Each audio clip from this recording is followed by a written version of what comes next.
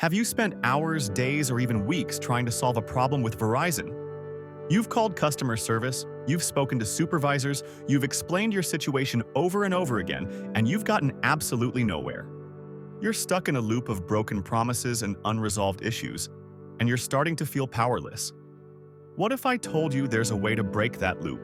A method so powerful that it legally requires Verizon's highest levels of management to stop, listen, and respond directly to you, usually within 30 days. Stay tuned, because you're about to learn how to take back control. Welcome to Mobile Services Center. In our ultimate guide to contacting the Verizon Executive Relations team, we covered all the internal steps you can take to escalate a complaint and get it in front of the people who can actually solve it. But what happens when even those internal channels fail? What's your next move when you've hit a brick wall within the company itself? That's exactly what we're covering today. This video is your playbook for taking the final, most powerful step: filing a formal complaint against Verizon with external consumer protection agencies. This is how you make your voice officially heard. Before we dive into the specific steps, it's critical to understand why this process is so effective. When you're just dealing with a company directly, it's your word against theirs. They control the timeline, the process, and the outcome. But when you involve a third-party agency like the Federal Communications Commission, or the FCC, or the Better Business Bureau, the BBB, you're fundamentally changing the game. You're bringing in an official referee. These organizations have the authority and the public influence to hold companies accountable in a way that an individual customer simply cannot. They ensure the rules are followed and that your complaint is no longer just another support ticket. It becomes an official, documented case that demands a high-level response. Let's start with the most powerful tool in your arsenal: filing a complaint with the FCC.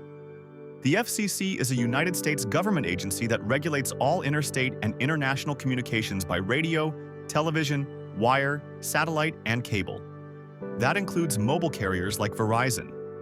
Because of their regulatory power, there's a law that requires carriers to respond to FCC complaints. When you file a complaint, Verizon is legally obligated to contact you and provide a written response to the FCC addressing the issues within 30 days. This isn't a suggestion, it's a legal requirement. This single fact is why an FCC complaint often gets an immediate and serious response from Verizon's complaint department, frequently from a senior case manager specifically assigned to resolve these official disputes. So, how do you actually file an FCC complaint? It's simpler than you might think. The entire process is done online through the FCC's Consumer Complaint Center. First, you'll navigate to their website. Once there, you'll see several categories. You'll want to select the phone category for issues related to your mobile or Fios home phone service, internet for broadband or Fios issues, or TV for Fios television problems. Choose the one that best fits your situation. After selecting a primary category, the form will ask you to specify the problem. The options are very clear, covering things like billing, availability, equipment, and speed. Be as accurate as you can. For example, if you're being charged for a service you canceled, billing is the obvious choice. If your internet service is constantly dropping, service or speed would be appropriate. Selecting the right subcategory ensures your complaint is routed to the correct department for review. Next, you will be asked to fill out a form with your personal information and a detailed description of your complaint. This is the most important part of the entire process. In the description box, you need to be clear, concise, and factual. Do not use emotional language. Simply state the facts of your case. Start with a one-sentence summary of the problem. Then provide a chronological timeline of events. Include dates, times, the names of agents you spoke with, and any reference numbers you were given. The more detailed and organized your information, the stronger your case will be. Think of it like you're preparing a case file for a lawyer. You want to present all the evidence in an easy-to-understand format. For instance, you could write, "On May 1st, I was promised a $10 monthly credit by Agent John, reference number 12345. The credit did not appear on my June or July bills. I called again on July 15th and spoke to Agent Jane, who could not find a record of the promised credit.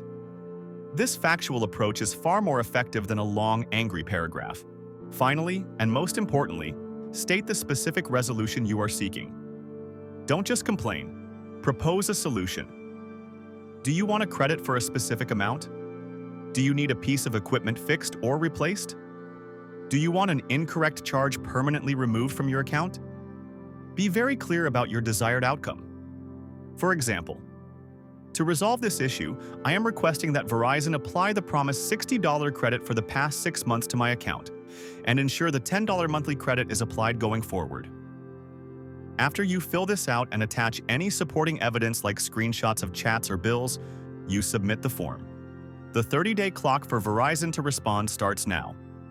Now, let's talk about your second powerful option: filing a complaint with the Better Business Bureau, or BBB. While the FCC is a government regulator with legal authority, the BBB is a non-profit organization focused on advancing marketplace trust. Its power comes from public accountability. The BBB maintains a public profile for businesses, including Verizon, where customer complaints, reviews, and the company's responses are all visible. Companies that care about their public reputation are highly motivated to resolve BBB complaints to maintain a good rating. The process for filing a complaint with the BBB is also done online and is very straightforward.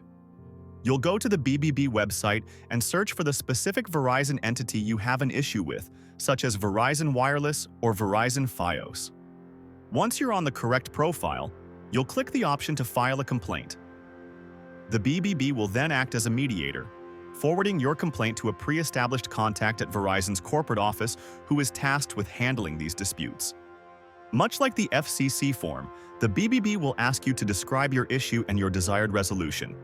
You should use the exact same factual, timeline-based approach we discussed for the FCC complaint.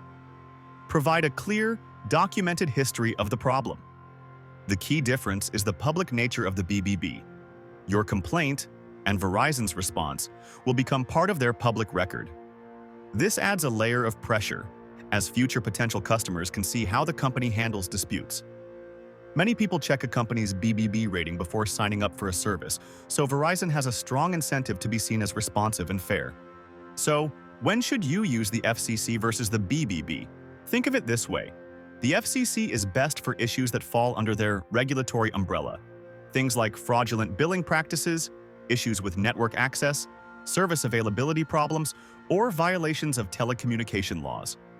The BBB is excellent for broader customer service disputes, such as issues with misleading sales tactics, problems with warranties or rebates, or a general failure to resolve a service problem in a timely manner. If you have the time, you can even file with both to maximize the pressure. So, what should you expect after you've clicked Submit on your FCC or BBB complaint? In most cases, you won't be hearing from a standard call center agent. Instead, you will likely be contacted directly by a high-level case manager from a specialized team. This is often someone from the Verizon Executive Relations team or a similar corporate escalations department. Their entire job is to resolve these formal complaints before they escalate further or damage the company's standing with the regulatory agency.